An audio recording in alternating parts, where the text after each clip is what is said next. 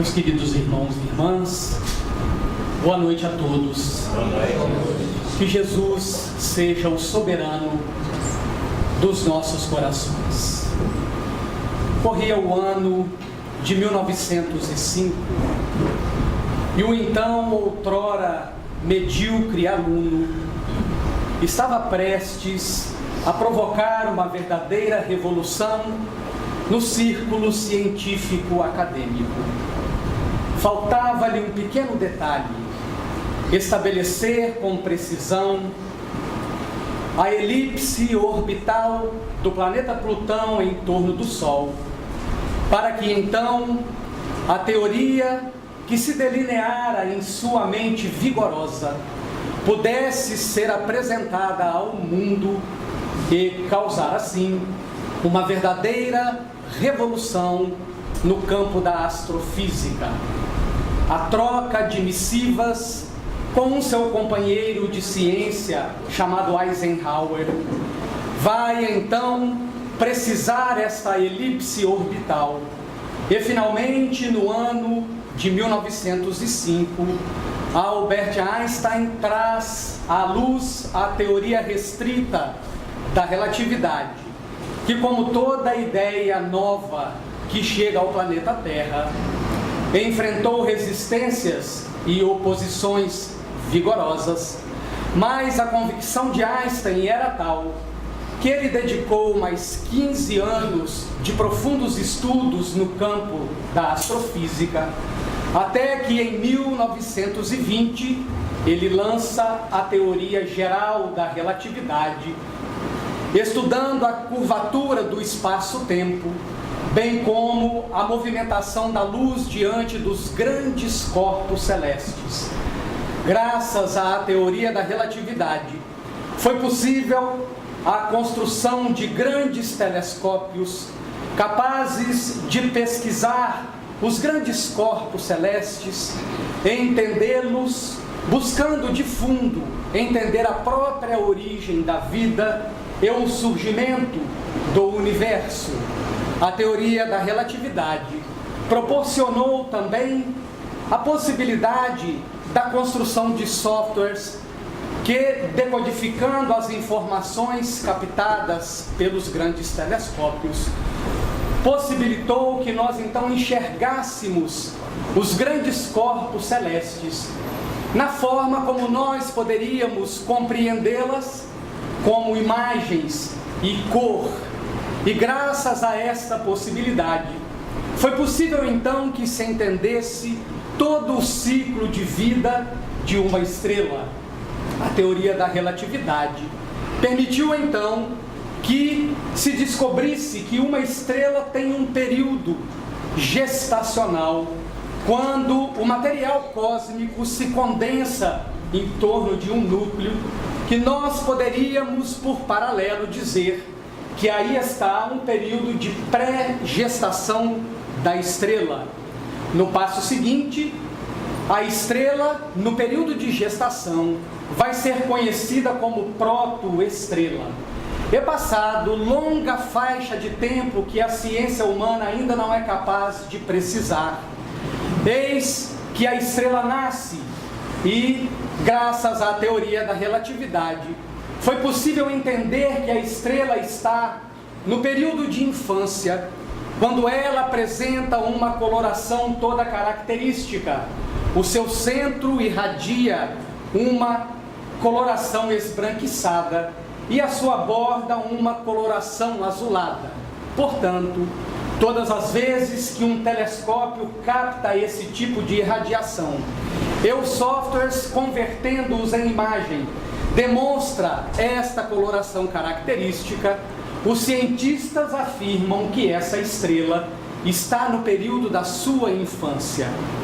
Depois de queimar o seu material, a partir das fusões que acontecem no seu núcleo e vão se repercutindo para a superfície, a estrela sai do seu período de infância e atinge então o período de juventude, quando, graças à teoria da relatividade, foi possível perceber que ela muda da coloração esbranquiçada no centro e azulada na sua borda para a coloração amarelada, o que nos permite concluir que o nosso Sol é uma estrela no seu período de juventude, e depois de passar larga faixa de tempo, queimando os seus materiais através da fusão em seu núcleo, essa estrela avança do período de juventude para o período de maturidade, quando então ela assume uma coloração avermelhada, e a ciência a classifica como gigante vermelha ou grande gigante vermelha. É o momento em que a estrela atinge o seu apogeu. Ela está no seu grau de maturidade, no ponto máximo dos seus elementos da sua fusão, momento em que ela inicia o seu declínio, o seu ocaso, e ela então vai mudar a coloração de vermelha para uma coloração completamente esbranquiçada, e a ciência vai classificá-la de anã branca. É o momento em que a estrela sai do período da maturidade, do apogeu, e inicia o seu declínio, preparando-se para o seu ocaso e finalmente a sua morte. Após ela estar no período da grande anã branca, ela vai então envelhecer completamente, e a ciência vai classificá-la como uma estrela de neutrões, período que antecede a morte desses grandes corpos estelares, quando então a ciência vai asseverar que a estrela, ao morrer, vai se transformar num buraco negro. Graças à teoria da relatividade, foi possível então entender que os grandes corpos celestes, tal qual como tudo na obra de Deus, têm um momento de nascimento, de juventude, de maturidade e apogeu, de declínio, de ocaso e de morte. E pesquisando dentro do nosso planeta Terra, a ciência descobriu que o ser que faz este mesmo ciclo na menor faixa de tempo é um pequenino inseto chamado efemeróptero, como o próprio nome diz, efêmero, efemeróptero, faz o seu ciclo de nascimento, de infância, juventude, maturidade e apogeu, declínio e morte num período de 24 horas. E o ser no nosso planeta Terra que faz este mesmo ciclo na maior faixa de tempo é um pinheiro que nasce apenas nos Alpes suíços e que vai fazer essa trajetória do seu ciclo de nascimento, de juventude, de maturidade e apogeu, de declínio e de morte, num período de 10.000 anos, desde a mais alta antiguidade. Essas informações já eram do conhecimento dos chamados ocultistas ou esoteristas, que descobriram que todos os princípios que regem o macrocosmos, portanto o universo, encontram-se em nós, os microcosmos, o que levou o genial Leonardo da Vinci a cunhar um símbolo que pudesse singrar os séculos a deixar esta mensagem de que assim como está no macrocosmos, é também no microcosmos. E Leonardo da Vinci vai então cunhar o homem vitruviano como símbolo esotérico ocultista para nos deixar esta mensagem. E aqui nos interessa em particular entender como é o nosso próprio ciclo de juventude, de maturidade, de nascimento, de infância, de maturidade, apogeu, de declínio e de morte, entendendo que quando nós nascemos, são disparados 4 processos que nos interessa examinar de maneira particular. O primeiro destes processos é o processo de natureza fisiológica. Neste processo, a vida programou para nós que de 7 em 7 anos nós temos ciclos fisiológicos, onde, excetuando-se as células neuroniais, todas as outras células do nosso organismo são renovadas. Significa dizer que a cada 7 anos nós possuímos células novas em folhas, para que o morador deste complexo de carbono, o nosso corpo físico, o escafandro que permite ao espírito o mergulho no mundo da matéria, possa cumprir com plenitude e desenvoltura a sua programação reencarnacionista.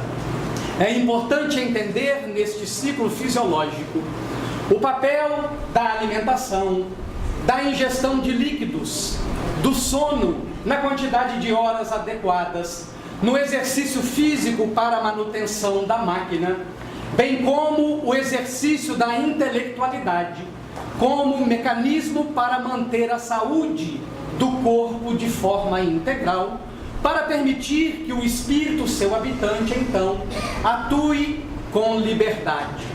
De 7 em 7 anos, nós então vamos fazendo esse ciclo de renovação celular, até que atingido o 7º ciclo, portanto, em volta dos 49 anos de idade, obviamente variando de indivíduo para indivíduo, esta renovação celular começa a acontecer num ritmo desacelerado, pois a vida prepara-nos inteligentemente de longo curso para o processo conhecido como morte ou a disjunção celular.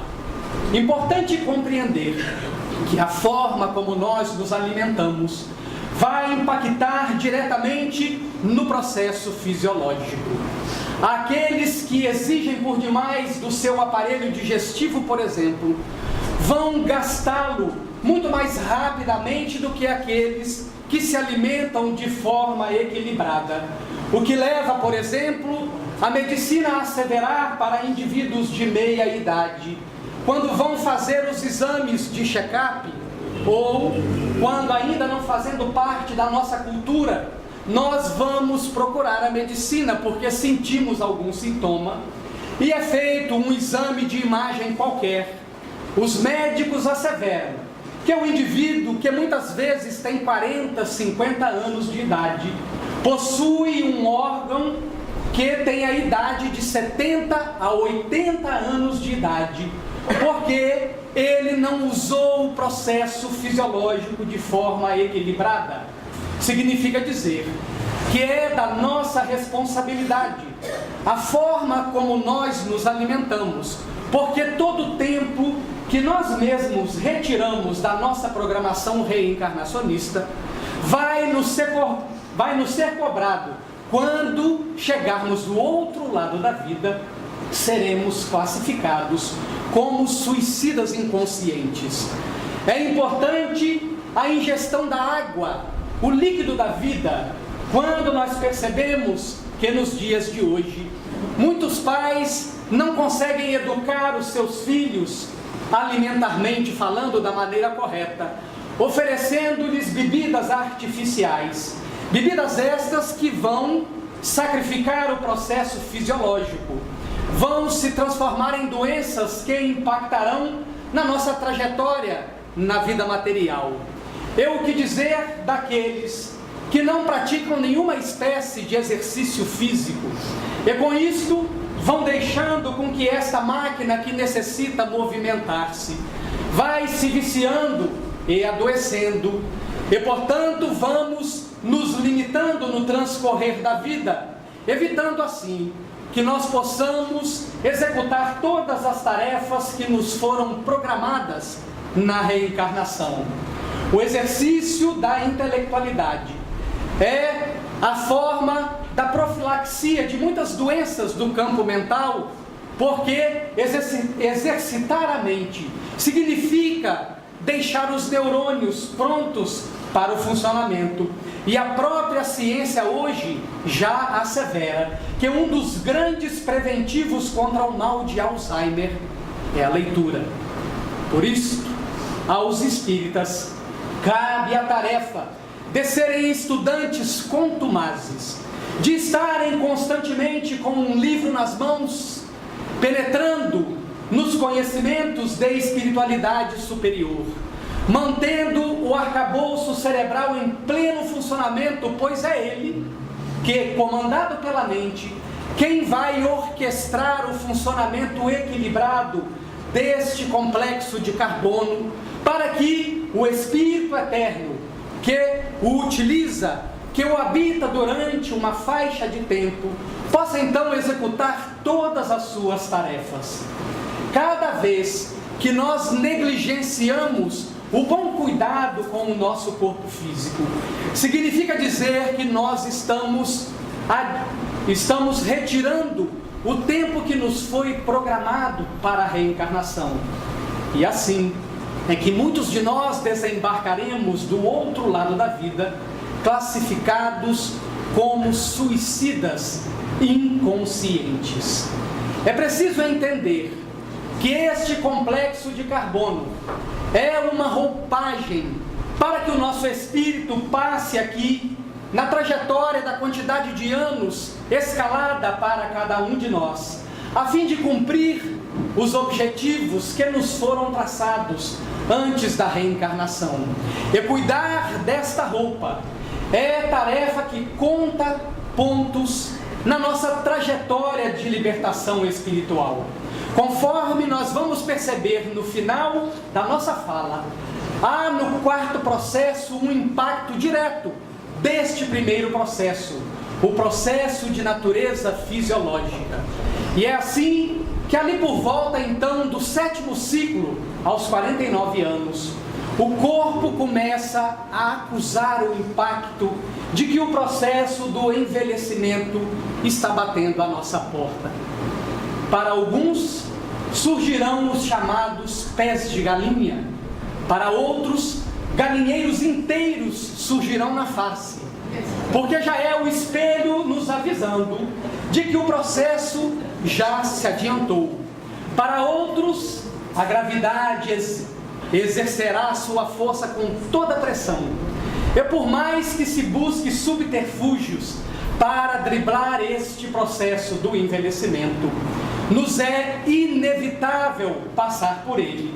E, portanto, necessário aceitá-lo, compreendê-lo, para que nos outros 3 processos nós possamos retirar o melhor do processo fisiológico para a nossa libertação espiritual. O segundo processo que se dispara no nosso nascimento é o processo de natureza energética. Cada um de nós, quando reencarna, recebe na sua programação reencarnacionista uma porção de energia vital que está programada para durar a faixa de tempo da nossa reencarnação. Esse processo energético é um processo que nós o gastamos nas atividades do dia a dia. E, portanto, está programado pela lei formas de reposição deste processo energético, a fim de que ele dure o tanto de tempo que foi programado pela lei. Pela alimentação, nós repomos essa energia que gastamos nas atividades do dia a dia. Pela água, nós repomos esta energia que nós gastamos nas atividades do dia a dia. Pela respiração, nós repomos a energia que gastamos nas atividades do dia a dia. Nas trocas com os animais, nós repomos a energia que gastamos no nosso dia a dia. Nas trocas uns com os outros, nós repomos esta energia do dia a dia. Porém, é importante perceber que, apesar da nossa análise em separado e em paralelo destes 2 processos iniciais, ambos estão intimamente correlacionados. Por exemplo, se eu me alimento mal, comendo além da minha necessidade, se, como na fala do Espírito André Luiz, ao invés de eu comer para viver, eu vivo para comer, e eu exijo do meu aparelho digestivo, do meu aparelho cardiocirculatório e respiratório, significa dizer que todas as vezes que eu exijo de uma parte do meu organismo, além do equilíbrio necessário, eu estou gastando o processo energético além do que deveria. E ao gastar o processo energético além do que deveria, eu estou prejudicando aquele órgão que eu trouxe na minha reencarnação como o mais fraco, por já tê-lo ferido nas reencarnações anteriores. É por isto que as casas espíritas oferecem o benefício do passe e do tratamento ectoplásmico ou espiritual, para que os médiuns passistas consigam repor e reequilibrar naqueles que sentem a deficiência energética a energia perdida nas atividades do dia a dia, reequilibrando o complexo energético do nosso organismo. O processo energético é um processo de importância singular. Quando crianças, nós respiramos de uma forma automática e da maneira correta. Movimentamos o músculo do diafragma, o que vai permitir a completa oxigenação dos nossos pulmões e, como consequência, a completa oxigenação da nossa parte cerebral, permitindo então que a memória seja mais facilmente acessível, que o cérebro funcione num tom de maior normalidade e a inteligência possa se manifestar de uma forma mais fluida, mais tranquila. Quando nos tornamos adultos, nós desaprendemos a respirar. Respiramos apenas com a metade da capacidade pulmonar. E com isso, não nos damos conta de que prejudicamos o funcionamento cerebral. É urgente aprender com os orientais a respirar novamente. É tão simples caminhar na rua e fazer uma respiração profunda, uma respiração que preencha plenamente os nossos pulmões.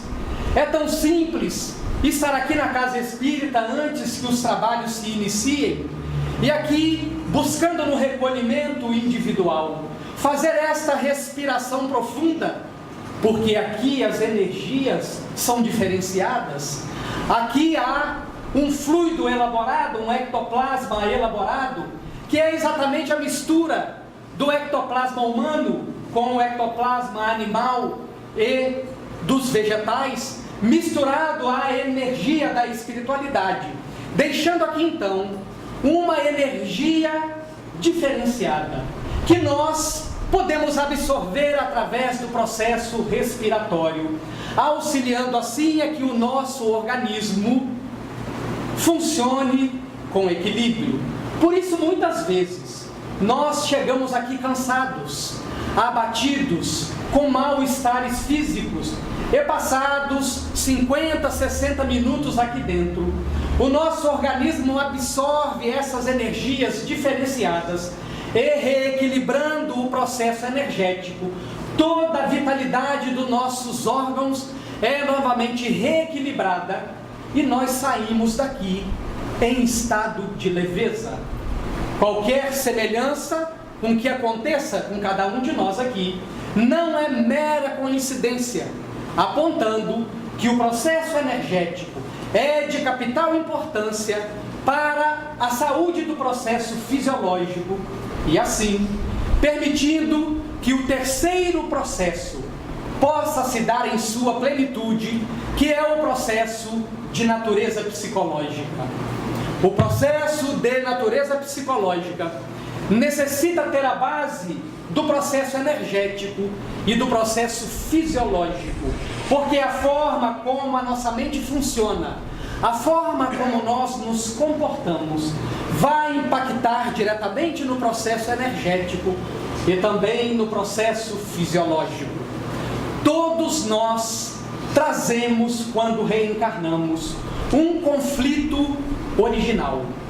Nenhuma das famílias de hoje são famílias que se reuniram pela afinidade.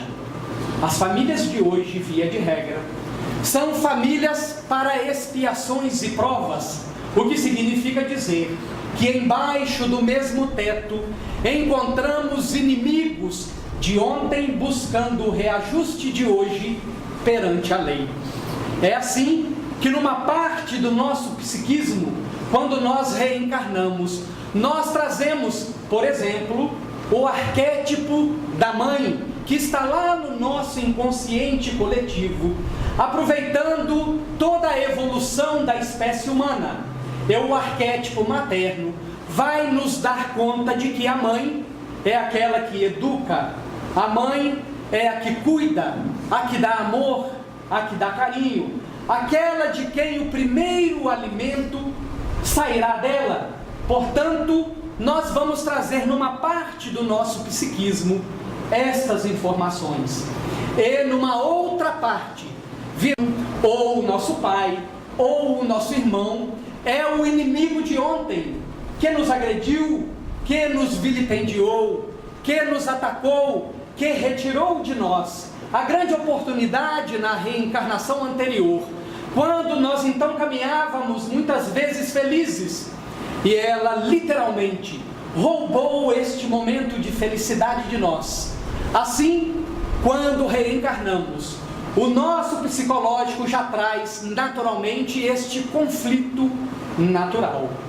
E é assim que começamos a compreender esta grande engrenagem da família humana, nos dando conta de que esse ser que reencarna, ao trazer este conflito original, se ele encontra um lar equilibrado, um lar onde se dialoga, onde se cuida do dinheiro com responsabilidade, onde não se discute agressivamente, mas se conversa para chegar a um denominador comum, onde Jesus é apresentado não apenas nas páginas do Evangelho ou como uma teoria distante, mas quando Jesus é apresentado nos atos, nas palavras, na forma de acolher, de abraçar, de dar carinho, de dizer àquele ser que o lar aonde ele está é para ele um porto seguro, que ele pode experienciar o quanto quiser do lado de fora,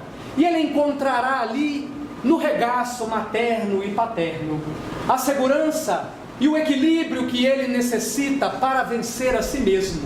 O indivíduo vence este conflito original, porque então aquela parte do psiquismo que dizia a ele que esta mãe ou que este pai era um inimigo, agora se desfaz, e portanto, no seu psicológico, ele se sentirá plenamente integrado ao núcleo familiar, porque então o conflito se diluiu pela prática do amor.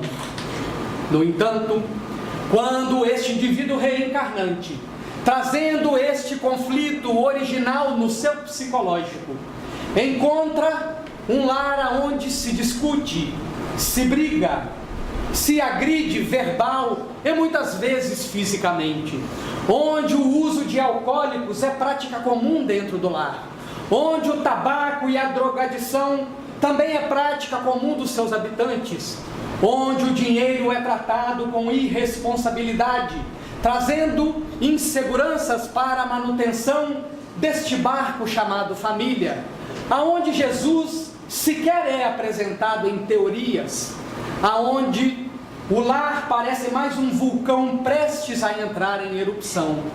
Este indivíduo manterá este conflito original no seu psicológico, e quando findar o segundo ciclo do processo fisiológico, portanto, por volta dos 14 anos, momento em que todos os órgãos do corpo físico estarão no grau de maturidade ideal, para que o psicológico se manifeste em plenitude, este conflito que outrora dormitava no inconsciente deste indivíduo explodirá na forma de rebeldia, na forma de fugas psicológicas, na forma do confronto direto com os pais.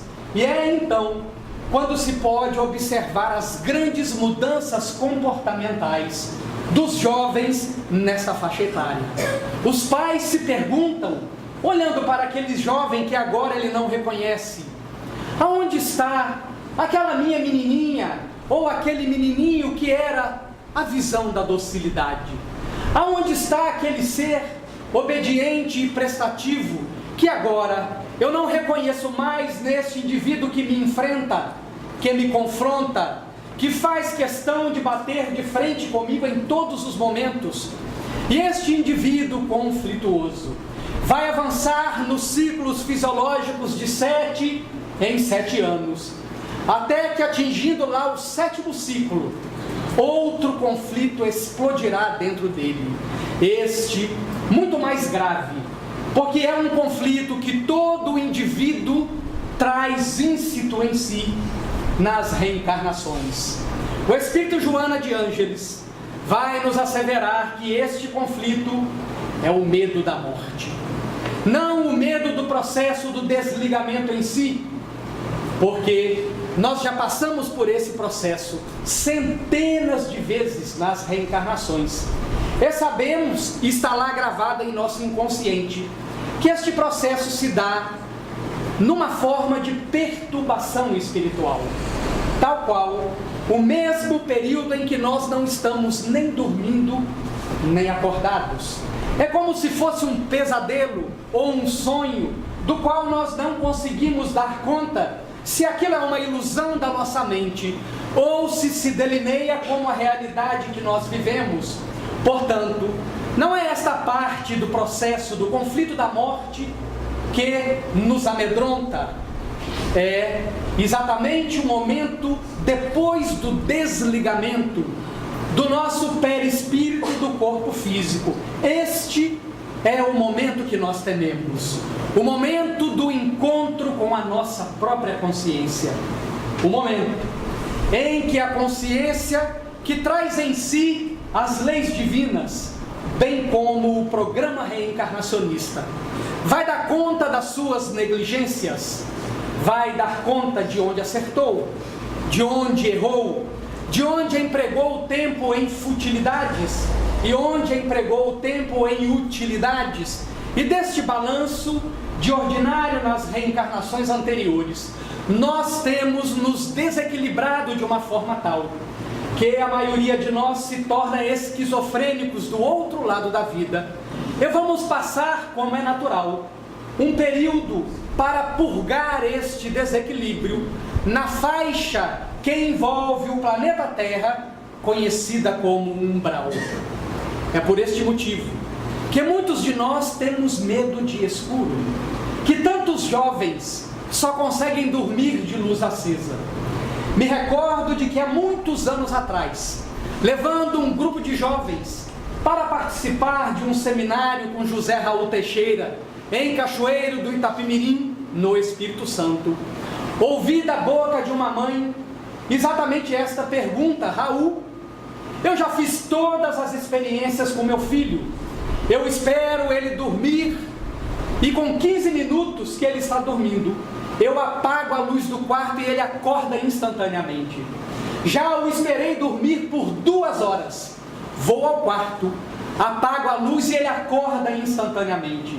Já entrei no quarto e quando ele ressonava profundamente a ponto de roncar, eu apaguei a luz e ele acordou instantaneamente.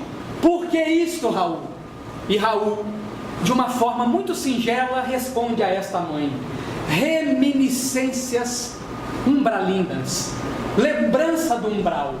Todas as vezes que aquela mãe apagava a luz, o inconsciente do jovem mandava uma mensagem de alerta: escuro, dor, sofrimento, mau cheiro, inferno, purgatório, umbral, acorda.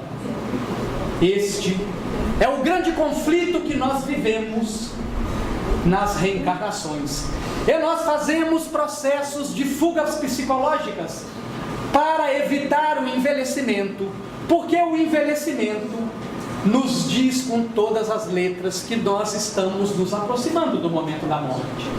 Por isso, quando nós chegamos ali no 7º ciclo fisiológico, é que as rugas começam a aparecer. Nós começamos a lançar mão de subterfúgios para dizer ao nosso inconsciente que nós estamos evitando o processo do envelhecimento. As mulheres vão recorrer às maquiagens e às Mary Kays da vida, e olha que eu não recebo merchandising nenhum. Vão então usando esse subterfúgio para que ela se sinta bem, olhe no espelho e se sinta jovem, mas lá no fundo é como se ela dissesse: morte aqui para você. E quando a maquiagem não é suficiente para evitar o processo de envelhecimento quando se olha no espelho, vamos buscar outros mecanismos. E a indústria do cosmético, percebendo isso, vai desenvolvendo produtos. O que dizer do Botox? Aplica-se Botox aqui, Botox ali, Botox acolá, Botox aqui, Botox ali. Vamos tirar uma selfie, sorria.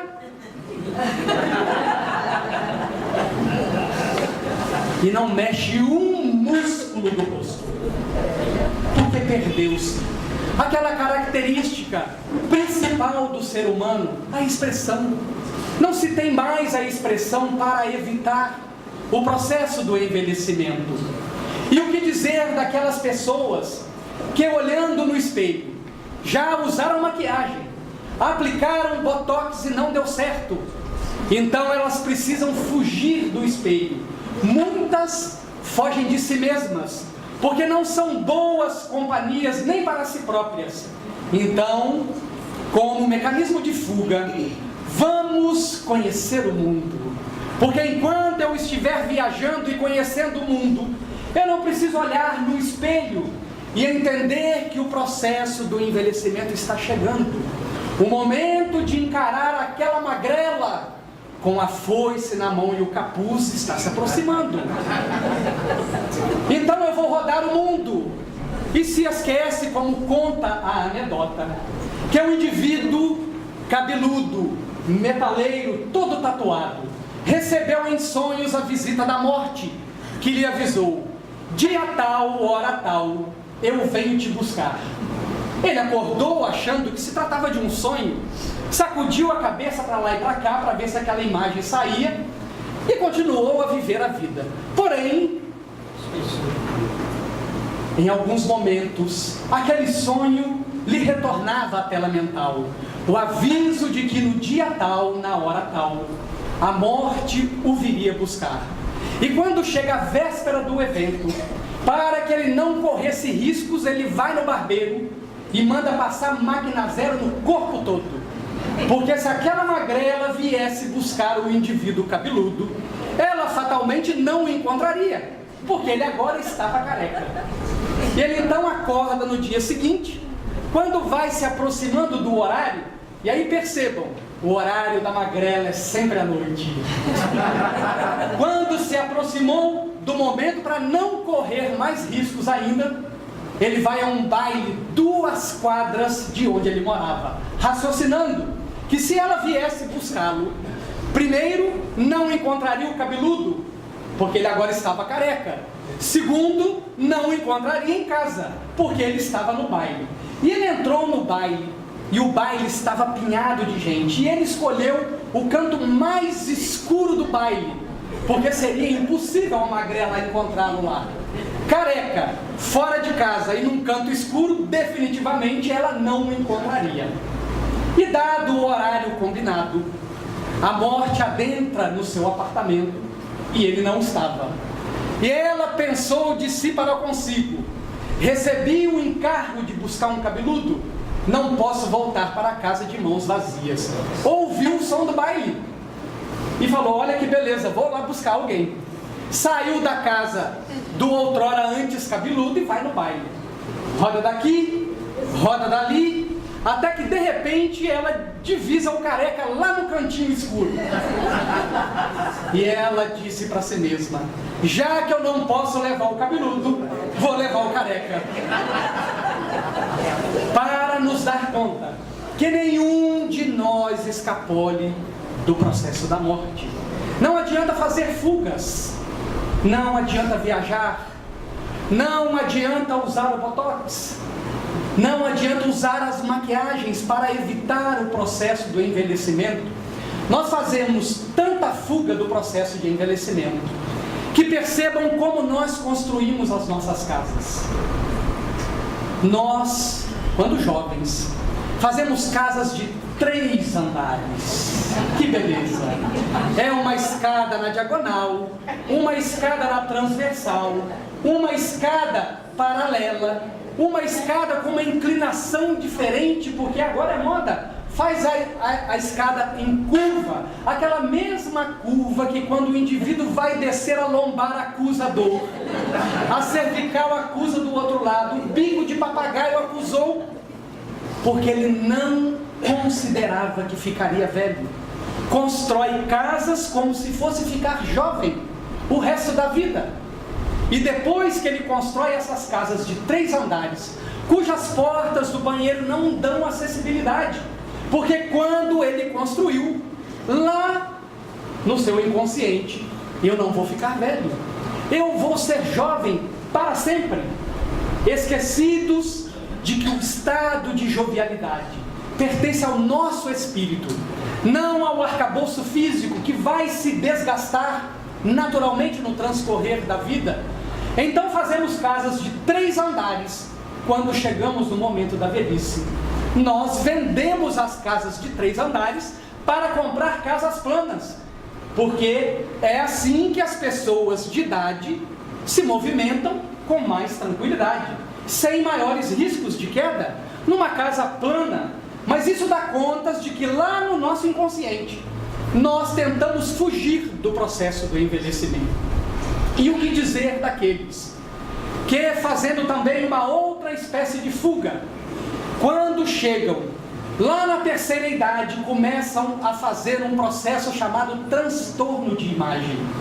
Já viajou o mundo, não deu certo. Já usou o botox, não deu certo. Já usou a maquiagem, não deu certo. Então agora, com 65, 70 anos de idade, nós vamos encontrar senhoras de salto 15 que não dão conta que a osteoporose pode botar não o salto 15 em risco, mas toda a estrutura. Se vestem como meninas de 20 anos de idade. Os homens também fazem processo de fuga. Eles também, na mesma faixa etária, vão se vestir como garotões, colocam calças justas e não dão contas muitas vezes de que a calça não consegue esconder as pelancas das pernas, aonde agora falta a musculatura e a gordura. Mas pior do que isso, é o que acontece com o indivíduo que não se elaborou no transcorrer da idade adulta e madura. Não soube trabalhar os seus desejos. E temos visto um triste quadro nos chamados forrós da terceira idade. E nós já estamos dizendo aqui de antemão que não tem nenhum problema ir no forró da terceira idade. Dançar é divino, é sublime, é magnífico.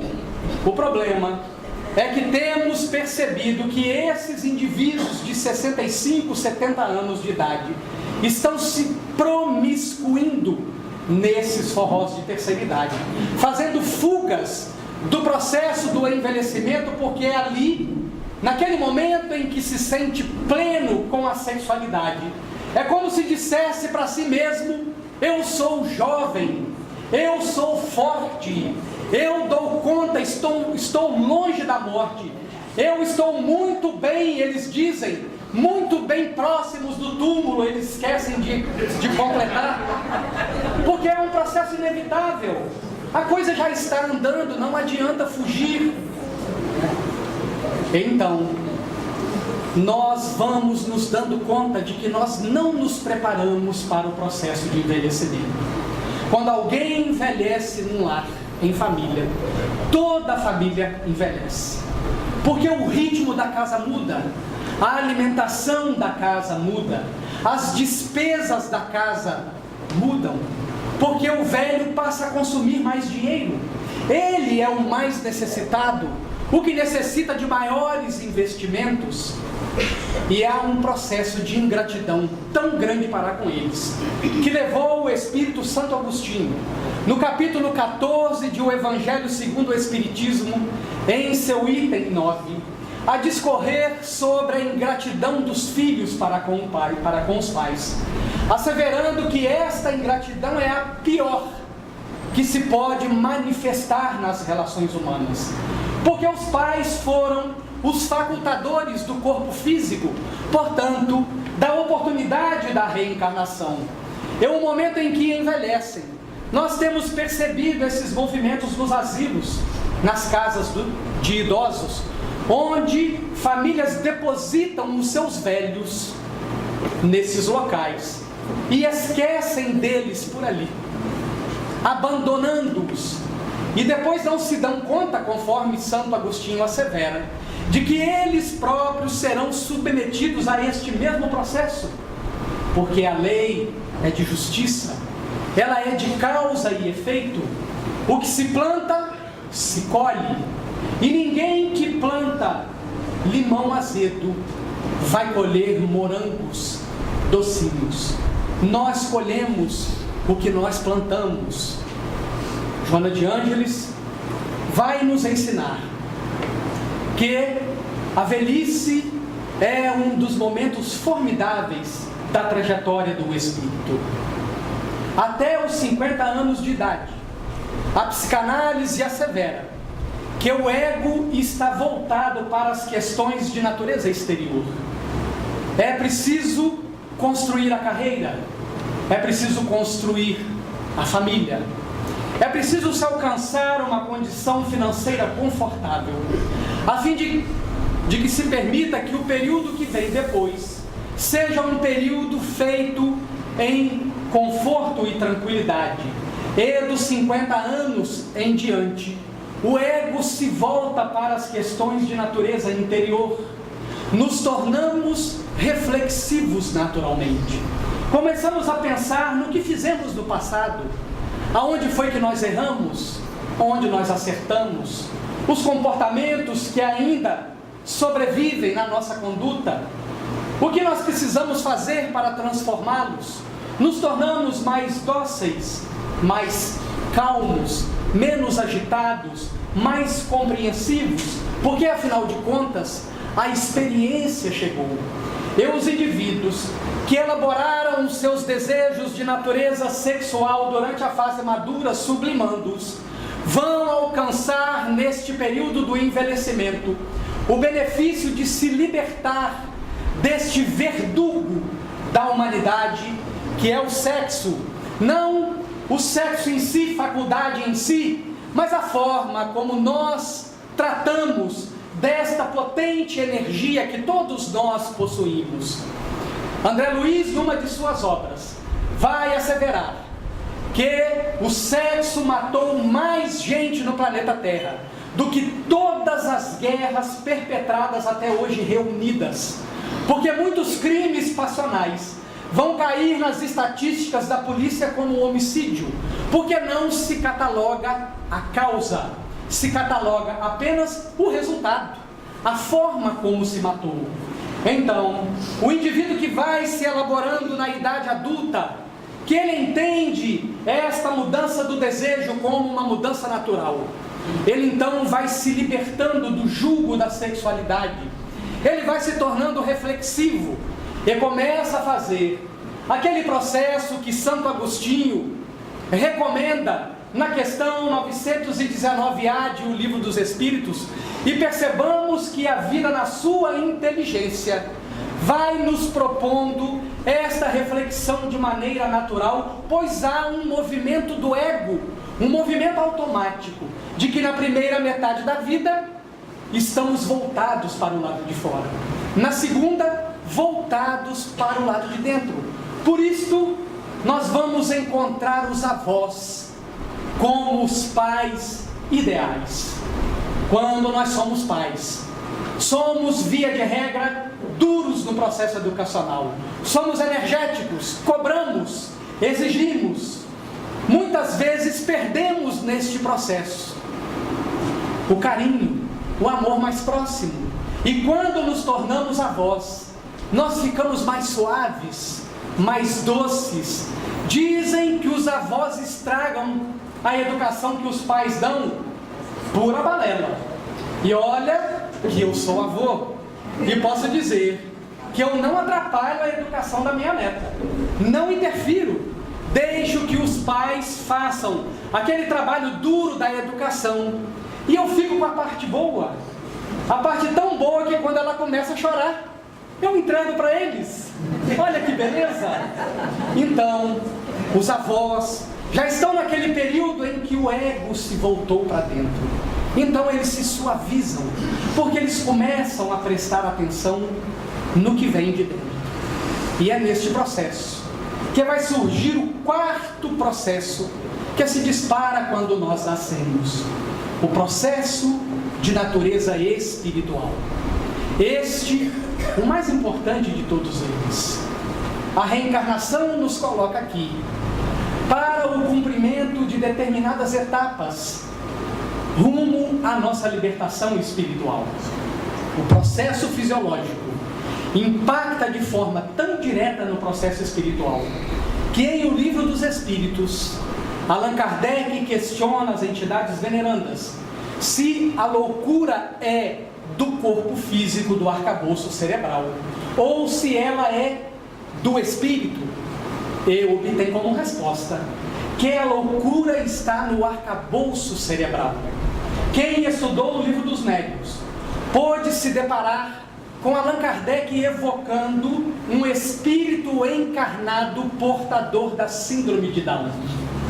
Portanto, esse espírito foi colocado para dormir, retirado do corpo físico e levado à reunião mediúnica onde Kardec catalogava a doutrina, decodificava a doutrina.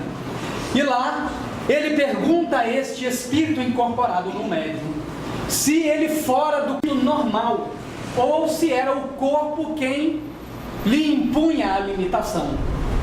E surpreendentemente obtém a resposta de que fora do corpo ele era um espírito normal. A sua mente funcionava normalmente. A limitação estava no cérebro físico.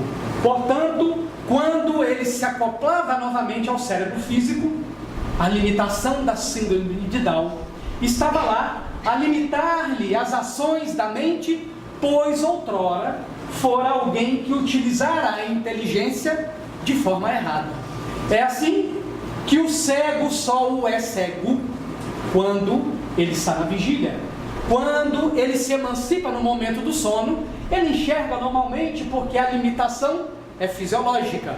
O surdo, da mesma forma, ele o é apenas no estado de vigília. Quando ele está emancipado nos momentos do desdobramento do sono, ele ouve com perfeição, mas como a mente acredita naquilo que ela sabe, portanto, o indivíduo que passou 20, 30, 40, 50 anos num estado de loucura devido à desorganização do arcabouço cerebral, vai despertar do outro lado da vida louco, porque é assim que a mente dele entende, dadas as décadas que ele passou nesse estado. E ele, portanto, vai necessitar de terapia do outro lado da vida para recuperar o equilíbrio.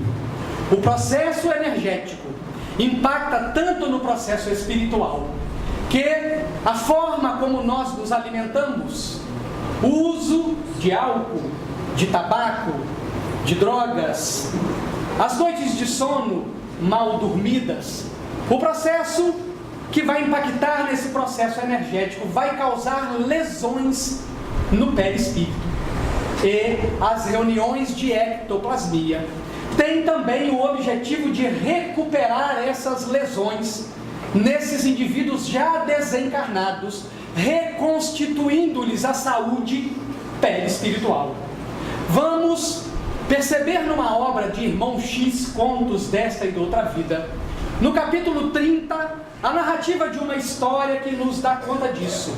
80 velhos, de mais ou menos 80 anos de idade, são recolhidos e levados a uma colônia, após o processo da morte. Cada um deles tem a sua ficha reencarnacionista examinada.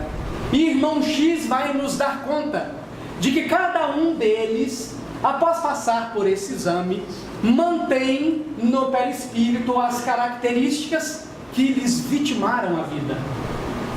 Portanto, uns continuavam com câncer, outros continuavam com a úlcera, outros continuavam com AVC, com infarto. Não importava o que lhes havia vitimado, 79 desses 80 velhos mantiveram as suas doenças no campo energético, no perispírito. Só uma, chamada Leocádia da Silva, professora, quando a sua ficha foi lida, ela foi rejuvenescendo, até alcançar os 23 anos de idade. Irmão X ficou surpreso. Era a primeira vez que ele se deparava com esse fenômeno no plano espiritual. E ele perguntou ao instrutor como aquilo era possível. E o instrutor, sorrindo, lhe disse: é fácil, vamos pegar a ficha de Leocádia. E lá na ficha de Leocádia estavam as aplicações das horas utilizadas na reencarnação. Horas de sono, horas de alimentação saudável, horas de exercício físico, horas de leituras nobres, horas de trabalho em benefício do semelhante, horas de reflexão e meditação. E quando o instrutor termina de ler a ficha para o irmão X, vira para ele e lhe diz: percebeu? Quando nós aplicamos o tempo em benefício do outro, o tempo não conta para nós mesmos. Portanto, o processo de natureza energética impacta diretamente no processo de natureza espiritual. E o processo psicológico, indiscutivelmente, é o processo que mais impacta no processo espiritual. Como eu penso a vida? Como eu vejo a vida? Como eu me encaminho na vida? Vai dar contas se eu estou fazendo um bom processo psicológico ou não. E é neste cenário que a figura de Jesus vai surgir impoluta como modelo para todos nós. Jesus é o modelo da humildade, e ele o asseverou inúmeras vezes. No capítulo 7 de O Evangelho segundo o Espiritismo, bem-aventurados os pobres de espírito, nós vamos encontrar que a definição de humilde é ser obediente à lei. Portanto, Jesus foi o ser mais obediente à lei divina que já pisou no solo do planeta Terra. Ele o disse inúmeras vezes: eu vim fazer a vontade daquele que me enviou. Quem é minha mãe? Quem são meus irmãos? São todos aqueles que fazem a vontade de meu Pai que está nos céus. O meu alimento é fazer a vontade daquele que me enviou. Eu não vim para ser servido, eu vim para servir. Numa linguagem psicológica, nós diríamos que Jesus nunca obedeceu ao ego. Jesus obedecia ao self, ao psiquismo divino, que nele não era mais um princípio a se desenvolver, mas já estava plenamente desenvolvido. E ele então veio nos demonstrar, através desse mapa fantástico, chamado Evangelho, como nós podemos nos tornar obedientes à lei. O Evangelho é indiscutivelmente o maior código de conduta ético-moral que nós podemos implantar nas nossas vidas. E ao implantá-lo, nós nos tornaremos humildes, tal qual o exemplo que Jesus nos ofertou através do seu Evangelho. Quando humildes, todas as portas para a aquisição das virtudes essenciais estarão abertas para nós, porque não é possível ser resignado sem obediência, não é possível ser manso sem obediência à lei, não é possível ser justo sem obediência à lei, não é possível ser caridoso sem obediência à lei, não é possível limpar o nosso coração, purificá-lo, sem a obediência à lei, não é possível sermos pacificadores sem obediência à lei, não é possível nos tornarmos cumpridores dos nossos deveres sem obediência à lei. E é assim então que Jesus nos propõe a humildade como forma de condução equilibrada e saudável do processo fisiológico, energético e psicológico. Jesus se nos apresenta como um modelo de simplicidade. Jamais se utilizou de argumentos interpolados. Tudo em Jesus era simplicidade.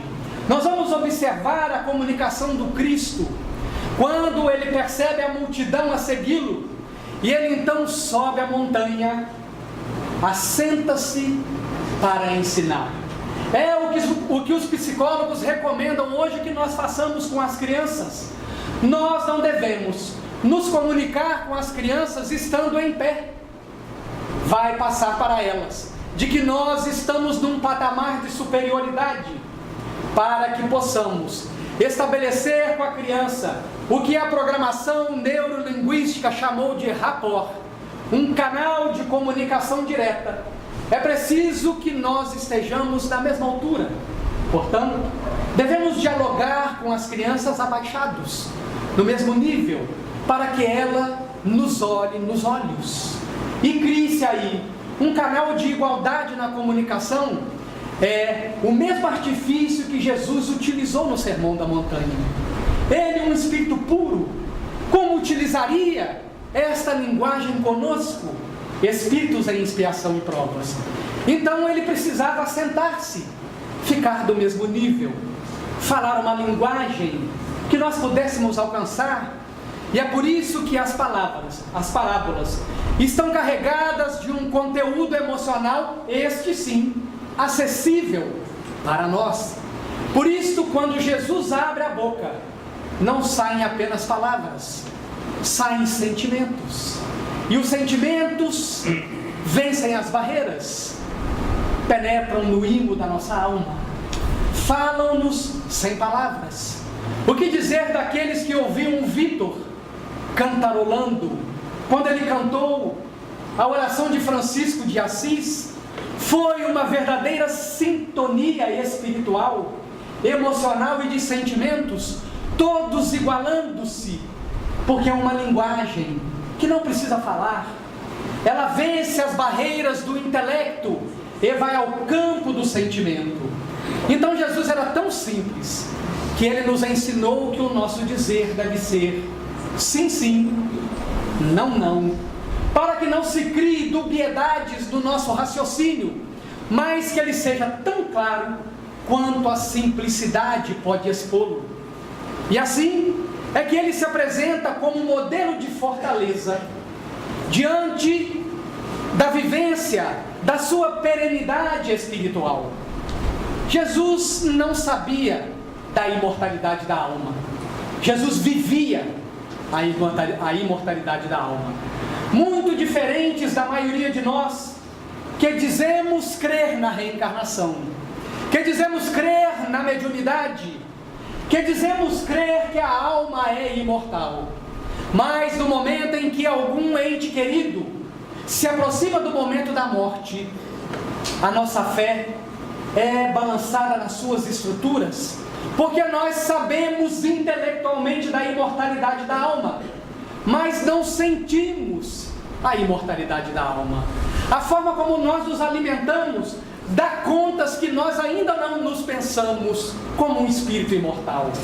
A forma como nós nos conduzimos diante dos valores da matéria dá contas que nós ainda não sentimos que somos espíritos imortais.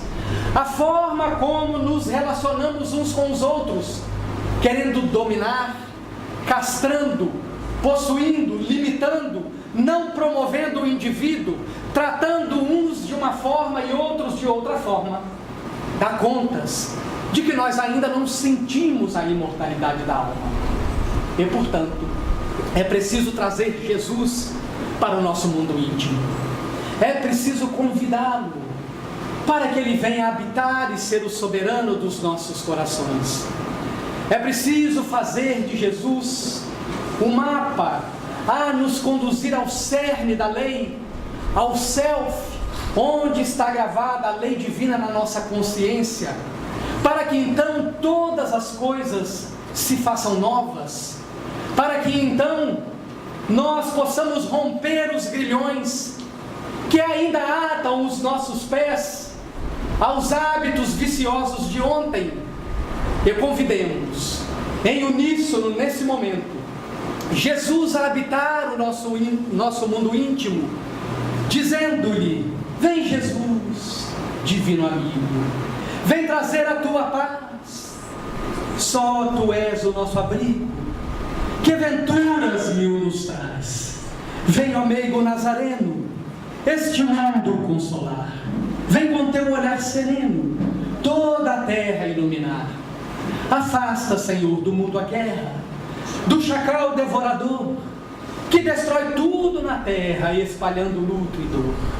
Há gemidos de aflição, já não há mais primaveras. Criancinhas pedem pão, homens lutam como feras. Vem, Senhor, vem reflorir os caminhos. Vem, Senhor, vem perfumar corações. Extermine a dor, cale os canhões. Vem, Senhor, com teu amor tão profundo, ilumine as nossas consciências, faça feliz o mundo. Ensina-nos, Jesus, a nos amar como você nos amou. Ensina-nos, Jesus, a amar com equilíbrio e verdade, norteados apenas pelo bem. Ensina-nos, Jesus, a nos compadecer daqueles que escolhem o erro, ofertando-lhes as nossas orações. Ensina-nos, Jesus, a trabalhar com alegria e sem murmurar ou olhar o passado com culpa, porque não somos mais quem fomos. Ensina-nos, Jesus, espiritistas cristãos, trabalhadores da última hora, a liderar com equilíbrio, com imparcialidade, com honestidade, com serenidade e com bondade, e a desejar, desde o nascer ao pôr do sol, diminuir para que tu cresças, pois um dia não seremos mais nós a viver, mas será tu a viver em nós. Ensina-nos, Jesus, a te alimentar com o suor do nosso trabalho, é a lágrima de piedade pelos fracos e oprimidos, e assim sabemos, Jesus, frutificaremos 100 por 1. Ensina-nos, Jesus, a apacentar as tuas ovelhas, a nos apacentar e, finalmente, a colocar o nosso coração no teu coração, Jesus, para que todos sejamos um só rebanho, um só pastor. Muito obrigado.